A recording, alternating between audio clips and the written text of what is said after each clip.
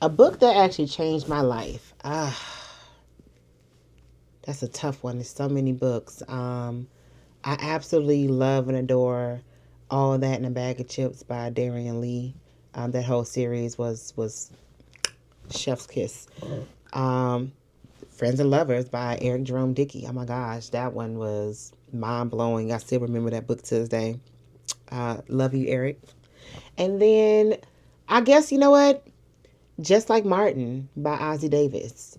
I remember reading this book in middle school. I was probably 12, 13. And Martin Luther King was like the backdrop of this story. But there was this teen boy, and it was just on the other side of the Oklahoma the church bombing in Montgomery where he killed those four little girls. And the character in this book, he was wanting to be a part of the change and be a part of the civil rights movement. And he was in it and he was living in it. And when I was reading Just Like Martin, I felt close to that era and to those moments. And this was in the 90s when I was reading this project. And ironically, the civil rights had just been passed for us, like in my mama's, time period when she was in high school. And here I am in middle school and reading about an era in which she actually experienced.